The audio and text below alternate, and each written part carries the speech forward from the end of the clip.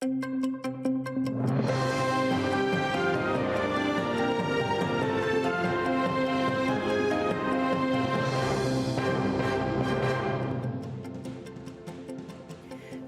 16 лютого. Час новин на АТР. Ви дивитеся «Заман». В студії Софія Бляєва. Вітаю вас. За зізнання пробачили півроку. У Криму окупаційний суд виніс вирок так званому українському диверсанту Андрію Захтею. Окупаційний прокурор просив для нього 7 років колонії суворого режиму. Та суд присудив 6,5 та 220 тисяч рублів штрафу. Це трохи більше 100 тисяч гривень. Журналіст Антон Наумлюк, який був присутній на оголошенні вироку, повідомив нашому телеканалу, що Захтей і його адвокат вже готуються оскаржувати це рішення. Фигурант дела крымских диверсантов Андрей Захтей заключил досудебную сделку со следствием. И, очевидно, срок, который обговаривался в условиях этой сделки, был меньше, чем тот, который оказался в итоге в приговоре Верховного суда Крыма. Захтей уже заявил через адвоката, что будет подавать апелляцию. Это значит, что условия сделки со стороны, во всяком случае, российских силовиков соблюдены не были. Захтея затримали у серпні 2016-го та звинуватили у підготовці диверсії та незаконному обороті зброї або боєприпасів. Під час слідства він неодноразово скаржився на тортури з боку працівників ФСБ. Мовляв, йому стягували наручниками зап'ястя, шрами від яких зафіксували лікарі СІЗО, били струмом. І усе це з метою дати свідчення. Зрештою, необхідні зізнання Андрій Захтей підписав. Окупанти в Криму шукають жертву, яку хочуть звинуватити в організації одиночних пікетів. Напередодні до одного з учасників, жителя селища Красногвардійське Айдеру Ібрагімову, прийшов співробітник карного розшуку. Кримчанинові він запропонував підписати документ, в якому були чітко прописані звинувачення в організації одиночних пікетів 14 жовтня минулого року в Криму, але не було вказано імені та прізвища обвинуваченого. Я не буду подписывать. Вы отказываетесь? Не отказываю. Причину скажи, Айдерка, почему ты не хочешь подписывать? Потому что тут на меня вешают, что я организатор этого. Да ты чё? Я так думаю, что это будет массово. Почему? Потому что в этих бумагах не указывалось моего имени. Были пустые строки для фамилии и имени. То есть тот человек, скорее всего, я так думаю, что кто подпишется, там будет в этих пустых строках описана фамилия, имя, отчество этого человека. Не йти на вибори президента Росії у Криму. До цього закликав заступник голови Меджлісу Ільмі Умеров в ефірі нашого телеканалу. Він вважає, що людина, яка прийде на виборчу дільницю, автоматично підтримає анексію.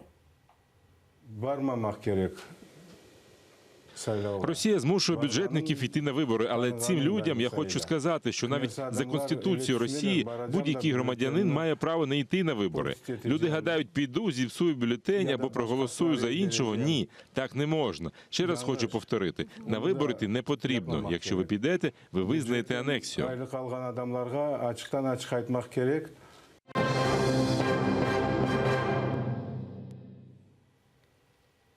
10 тисяч гривень щомісяця. У стільки обходяться життєво необхідні суміші для дітей, хворих на фенілкетонурію. Це рідкісна генетична хвороба.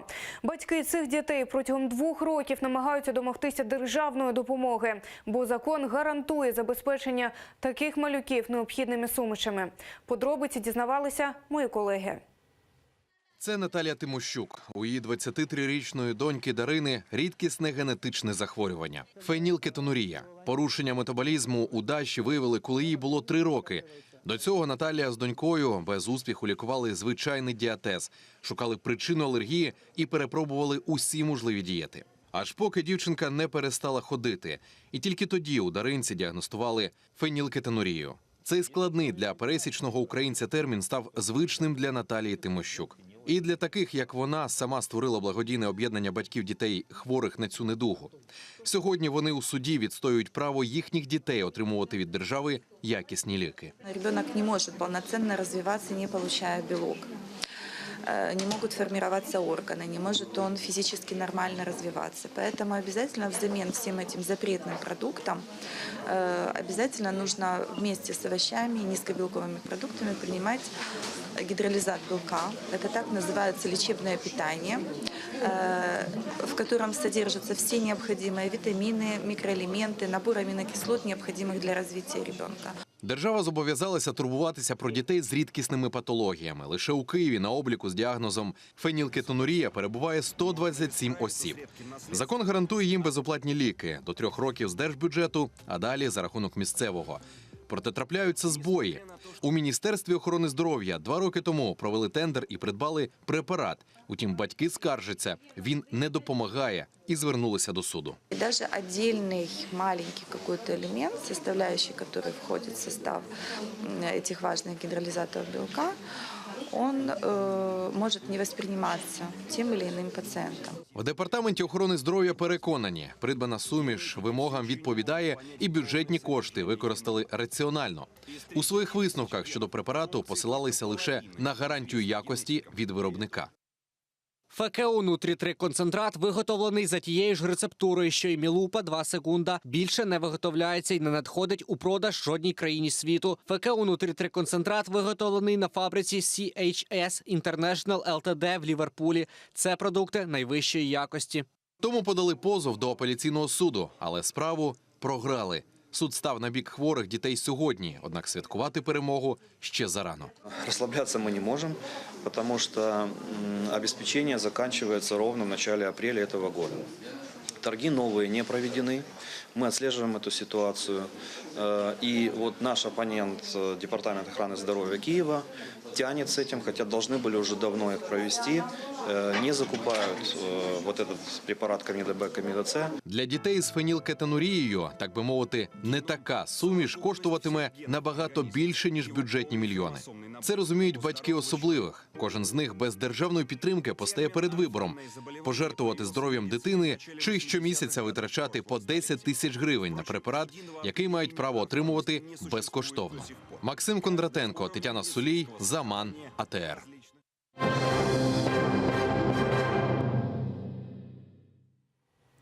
У Мюнхені стартує 54-та щорічна Мюнхенська безпекова конференція. Триватиме вона до неділі. І однією з провідних тем обговорення будуть стосунки між Заходом та Росією та ситуація в Україні. Також під час конференції озвучать доповідь про розміщення 20-тисячної миротворчої місії ООН на Донбасі. Вже сьогодні очікують і виступ на полях конференції президента України Петра Порошенка.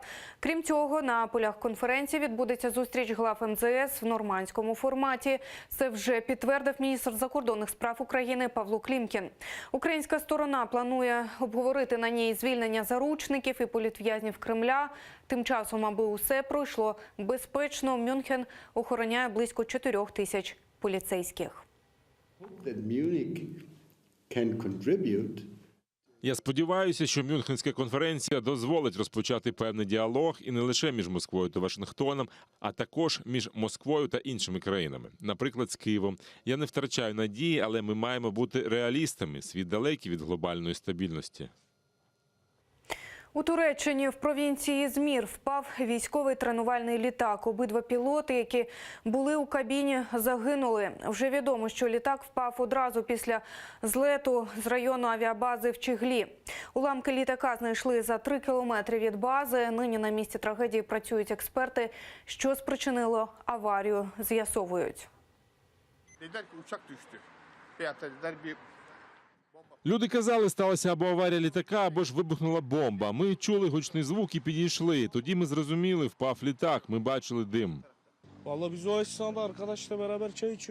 Ми почули гучний звук. Коли підійшли, побачили дим і більше нічого. Потім було багато машин швидкої допомоги. Тут іноді відбуваються польоти, але переважно пілотів-студентів.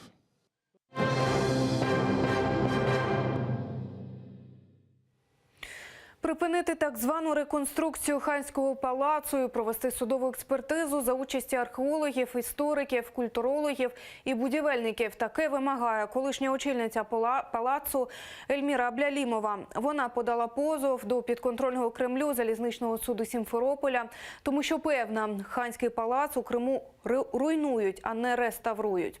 Адвокат Ніколай Полозов, який представляє Аблялімову у суді, визнає, позитивного вироку від прокремлівських судів не чекають. Це швидше формальна процедура. Наступним кроком будуть українські та європейські суди. Міжнародне право, каже адвокат, зобов'язує зберігати культурну спадщину навіть окупанта.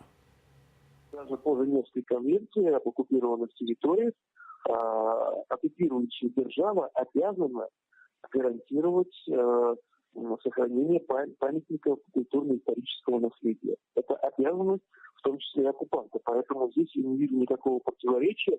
Мы используем все легальные инструменты для того, чтобы статьи санкционировать.